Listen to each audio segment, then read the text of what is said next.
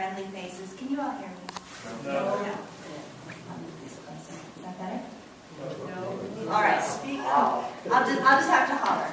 Yes.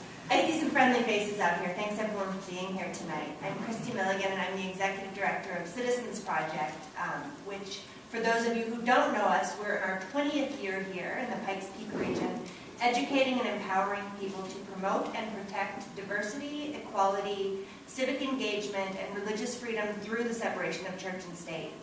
We believe, as Teresa mentioned, that separation of church and state creates a pluralism that benefits everyone, even evangelicals, even people of deep faith.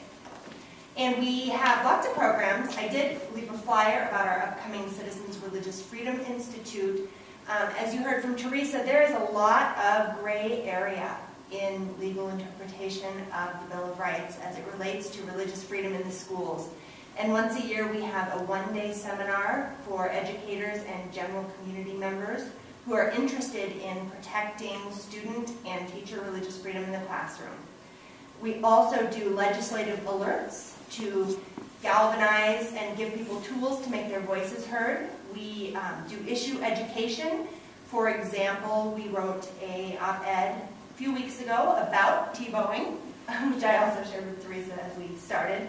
And we do incident response, and that's primarily what I'm going to talk about tonight.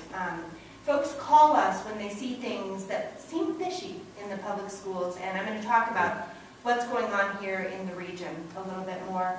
And we also are a part of a statewide coalition that monitors trends in religious freedom. We work with the ACLU in that forum, and we also have worked with Rothgerber, Johnson, and Lyons in the past to do our Religious Freedom Institute. So we're excited to be among friends tonight. We generally, I read the article that you all are going to receive. It is not as boring as Teresa says. And we agree with the way the courts have interpreted the Bill of Rights as it relates to religious freedom in the classroom and in schools. And one of the problems that we see here in the local community is the disparity. So you've got the Bill of Rights, and then you've got the legal interpretations, the court interpretations. And smart school districts are proactive in implementing policies that encompass and comply with the way the courts have interpreted religious freedom for students and for teachers. And where we see disparities is in the implementation of policies in the classroom. And I know that Lauren is going to talk a little bit about the two sides of where institutions and administrators sort of fall off the wagon or miss the boat in relationship to religious freedom. But specifically, we find that folks don't always have the information that they need. We're not all lawyers. We can't all follow all of these various cases at any given time. There are as many as 15 cases in various levels of court across the nation, and we can't all follow those. So we want to provide information to educators and to students to help them navigate these obviously very gray areas. For example, there has recently been some legislation here in Colorado, House Bill 1254, which is anti-bullying legislation. And it protects, for the first time in Colorado, it enumerates. And what I mean by enumerates, I mean it lists the protected classes. It protects people on the basis of religion from bullying, on the basis of LGBT status from bullying, on the basis of gender, etc., etc., etc. And one of the problems that we frequently encounter, the calls that we receive, are from students who have been bullied either because they're a Christian or a non-Christian, or because they've had someone say something unpleasant to them because they identify as lesbian, gay, bisexual, transgender. And that is where teachers are failing to stand up for students, and students are failing to respect the rights of other students.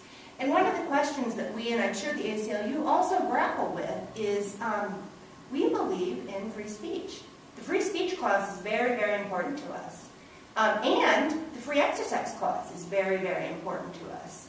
But where do we draw that line?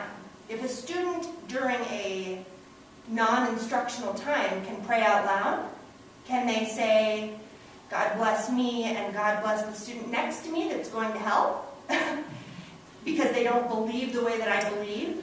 And I think that that's something that we as a society need to continue to have conversations about. I would argue that as long as the rights, safety, and well-being of other students are not infringed upon, religious speech in the classroom by a student during non-instructional time is perfectly acceptable.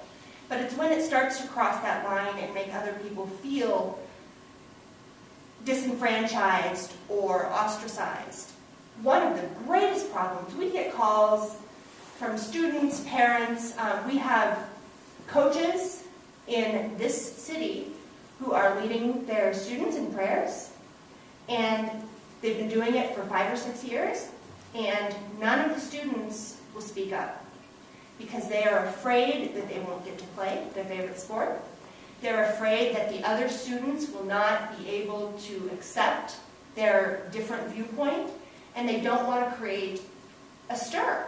And that's a real problem, because when we have organizations like the ACLU and Citizens Project that are prepared to provide the education and, if necessary, litigate something, and no one will stand up for what's right, that's really scary.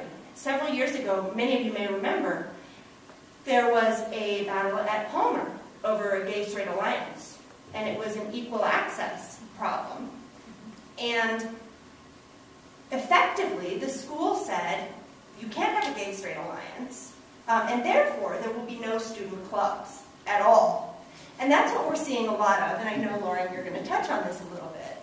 But when we shut down a venue for student expression because we are afraid as a community to allow people to do something that might be offensive to other students, when we're afraid to let students express themselves in ways that are meaningful to them and connect with each other in ways that are meaningful, we've got a real problem. And the chess club suffers, and the glee club suffers, and everyone suffers. So it's not just the students who are being marginalized by these policies that are suffering. It's the entire community.